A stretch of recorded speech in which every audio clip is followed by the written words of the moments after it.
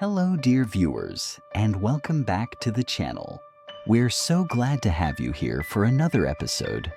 Thank you for always following and supporting the emotional story between CEO Alex and Tuna. Two individuals each carrying their own wounds, yet drawn together by a strange twist of fate. A new chapter has begun for Tuna.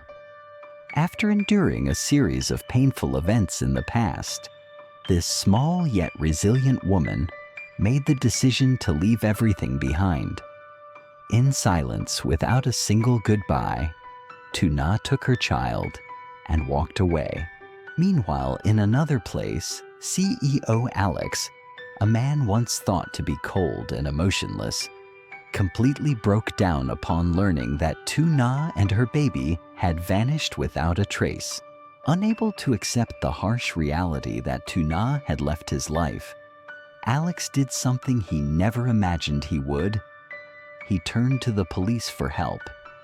Every tiny clue, every fragment of information about where she might be hiding, he clung to them all, using every possible lead to search for her, as if it were the only thing keeping him sane amid the chaos. Will CEO Alex be able to find Tuna? Will his heart, filled with longing regret and a love that never truly faded, be strong enough to bring her back? Their story remains unfinished. So many questions left unanswered. So many emotions still lingering, deep, raw, and unresolved. Don't forget to hit the subscribe button and turn on notifications so you won't miss the next chapters of this heartfelt journey. A journey of tears, hope, and perhaps a reunion between CEO Alex and Tuna. After Tuna quietly left the ranch with her child in her arms, a dark new chapter began in the life of CEO Alex. Her sudden disappearance made everything around him feel as if it had come to a complete halt. A deep sense of unease rose within him, an emptiness that words could not describe. Every moment he had shared with Tuna and the baby still lingered vividly in his mind, and yet now they were nothing more than memories. Unable to sit still, Alex set aside all of his work, refusing meetings, ignoring important calls, things he once considered absolutely essential. Now he had only one goal to find Tuna and her child. He sought help from his employees, close friends, and even discreet social contacts he had rarely relied on before. He clung to the hope that even the smallest clue might bring him closer to where the two had gone, but all efforts led to nothing. Day after day passed like a nightmare. No return calls, no messages, no trace of where she might be. It was as if they had vanished into thin air. Every night he stared at his phone, hoping to see a message from Tuna, even just a single word. But there was only silence. Inside, Alex, the worry kept piling up.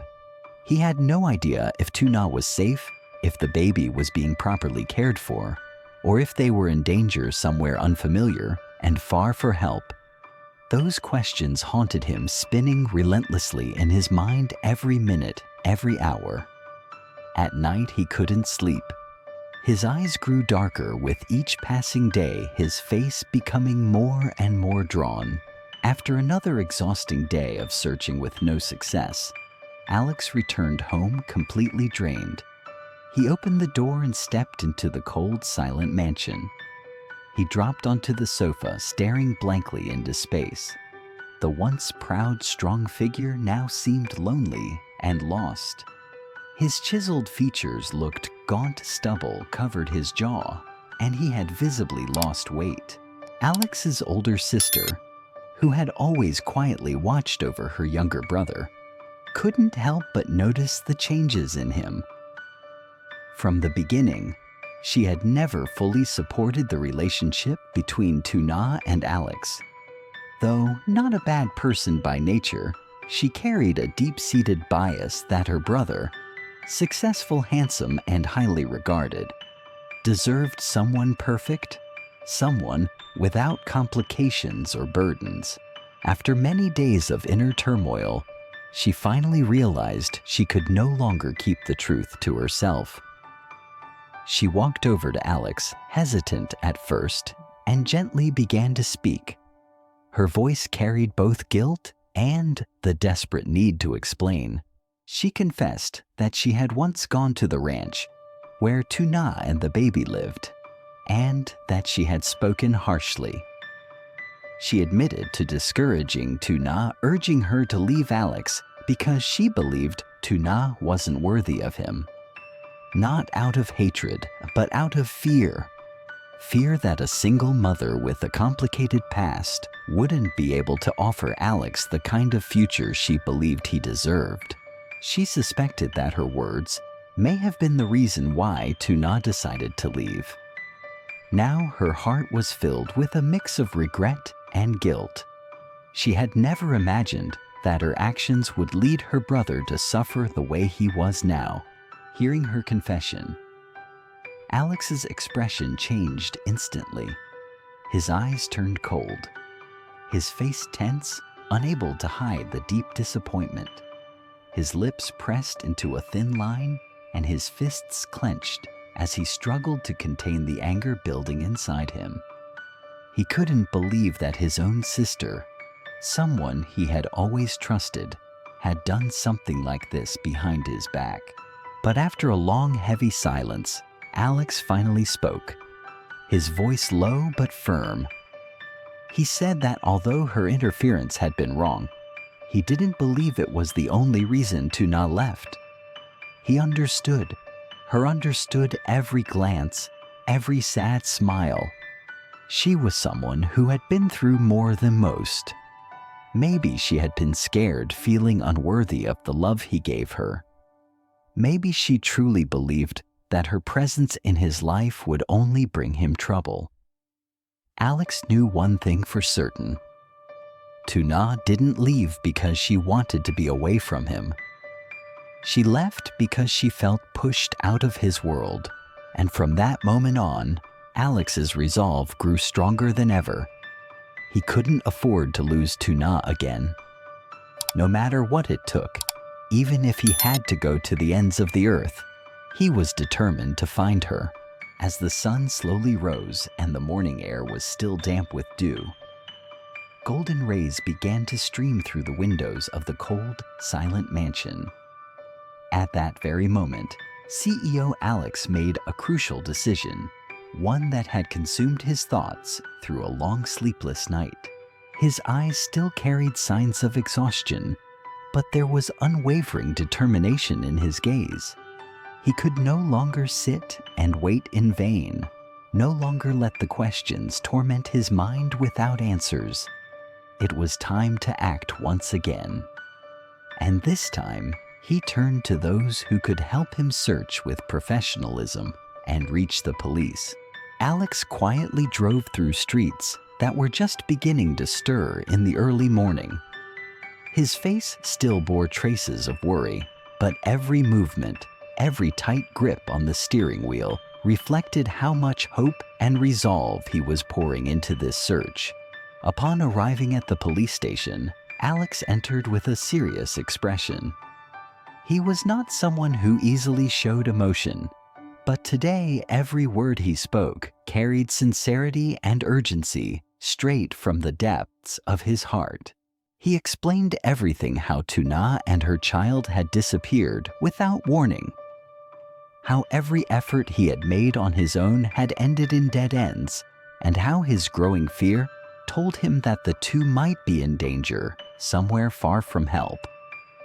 He held nothing back, because in that moment, nothing mattered more than their safety and finding them again. Moved by the gravity of the situation and the honesty in Alex's voice, the police acted swiftly. A wide-scale search was launched, information was dispatched to stations, local communities, and surveillance networks were activated and reviewed. The search for Tuna and the baby had entered a new phase, one of coordination, of hope, and of the unshakable belief that somewhere out there, they were waiting to be found.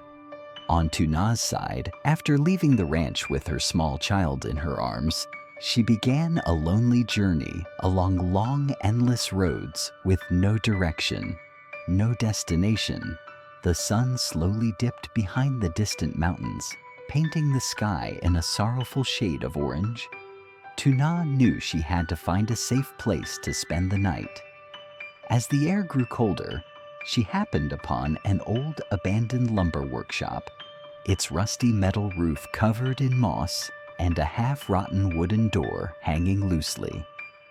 Though hesitant, her maternal instincts urged her to find shelter for her baby.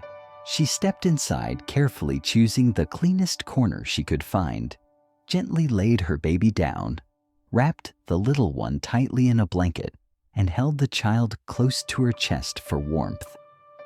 There were no soft blankets, no cozy beds, just a cold, hard cement floor. But still Tuna silently gave thanks. At the very least, she and her child had a place to stay for the night, away from the wind, away from judging eyes. The next morning, as rays of sunlight filtered through the cracks in the wooden walls, Tuna was still curled up, dozing lightly with her baby in her arms. At that moment, Adam, a young man with a lively appearance and kind eyes, stepped into the workshop, planning to inspect the space as a potential location for his new small business. The moment he saw Tuna and the baby huddled in the corner, Adam froze. A strange mix of emotions welled up inside him. Surprise followed quickly by deep sympathy. He slowly walked over, careful not to startle the exhausted mother and child. When their eyes met, Tuna looked confused and cautious, but she had no strength left to flee. Seeing Adam's gentle demeanor, she gradually relaxed. After a few moments of silence, she began to tell her story from life at the ranch, to the reasons she was forced to leave, and the aimless journey that brought her here. Adam remained silent for a while after hearing her story. A powerful wave of compassion rose within him. He didn't need to say much.